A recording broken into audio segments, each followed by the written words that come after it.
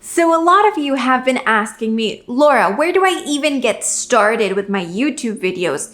I'm determined I want to start.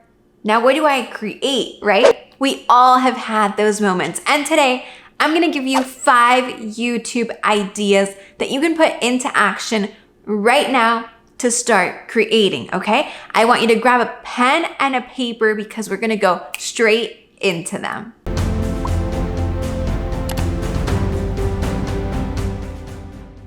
Okay, to get started, we're gonna start with the first thing, which might not be the most common for most businesses. Most businesses start off by thinking, all right, my first video, I'm gonna talk all about my business, what we do, exactly who our product or service are for, maybe showcase my staff, maybe give a little tour of my location.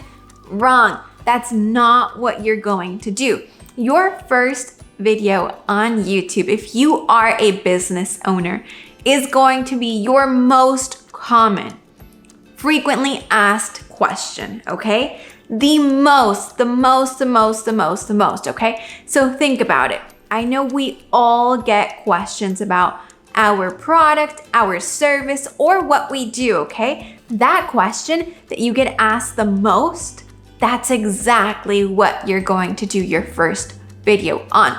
And you might be saying, look, Laura, I've never been in business before. I don't even have customers yet, but I have a business and I want it to get rolling. What do I do it on, right?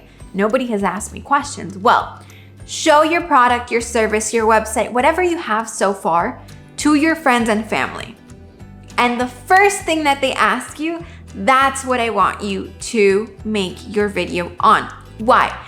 Because YouTube isn't a place for us to just showcase our videos. And I'm gonna get into that if you stick around until the end. So let me not spoil it for you, and let's go ahead and go on to number 2. So you have your frequently asked question. Now number 2 is a how-to video. We can all think of how to blank something that relates to our business. For example, for me, I concentrate on content marketing. It can either be how to create content with your phone, how to create content consistently, how to create content for your physical brand, how to create content for blank and blank, how to launch your podcast, how to start your YouTube channel. Do you see where I'm going? Now let me give you more examples. If I have maybe a retail brand, I would say how to style these shoes with blank and blank, or how to pair this handbag, how to wear these boots during the rain or the fall, whatever it may be. You know what I'm saying? Let me give you a bit more. Let's say you have, what business can I pick? Let's say that you are, let me think of the last couple of people who have interacted with me on Instagram. Let me think what business they have. That's why it's so important for you to interact with me on Instagram, because I really, I get to know you, your business, who you are, and I give you all the advice possible. So somebody contacted me and she had a soap brand, okay? So she develops soaps. So for example, for her, it would be how to make homemade soaps, how to make soaps at home, how to make organic soaps, something along those lines, all right? So you have your second video topic. Now, let's go to number 3. And hey, I hope you're writing all this down. Okay, number 3 is a behind the scenes. So what does that mean? Behind the scenes is basically, okay, tell us a little more about what you do. Do you have a physical store? Do you do it at home? Are you going to show us how your process is? Are you going to show us what you've done with your past clients? Are you going to show us maybe client testimonials, projects you've done, how you edit, how you do your photo shoots, how you sell your clothing, how you design it, how you plan, so many things, okay? Just get a little more into what your brand is. And remember, do it in this order, because when people come onto your YouTube account, I want them to see different aspects of your brand. I don't want it to be the first thing of behind the scenes, okay? That's why go in order in what I'm telling you. So make sure that as you write it down, you put a little number next to it. So number 1 was the frequently asked question. Number 2 was the how to. And then number 3 was the behind the scenes. Now we're going on to number 4. Number 4, listen up, is the objections of your product or service. Okay? The objections of your product or service. So what do I mean by this? Well, for example, for our agency, a big objection that a lot of brands have is, should I outsource my marketing or should I hire somebody and do marketing in-house, right? There's two sides. There's pros and cons on both sides, and I talk about them, okay? If you have a business and you're like, Laura, I'm thinking about what's best for me, you ask me, you tell me what your business is like right now, what stage you're at, I'm going to give you my honest opinion, okay? For my friend who contacted me with the soap business, for her, it would be, should you buy organic soaps or should you make them at home? What's the benefit? What's the difference? Is this soap that I buy at Whole Foods really organic, or is it more organic and better for my skin if I actually make it at home? Those can be some objections that come up. Maybe for a retail brand, it might be, is this really paired correctly for what's in style this season, right? Or is this really the right way to wear a flannel shirt or these jeans or these leggings? Is this the right way to do this workout? Should I diet and work out or should I only do one or the other? There's lots of objections no matter what industry you are in. So think about it and do a video on that subject. These videos that I'm giving you are very strategic, okay? I did the work for you and I'm giving you the things all ready to go.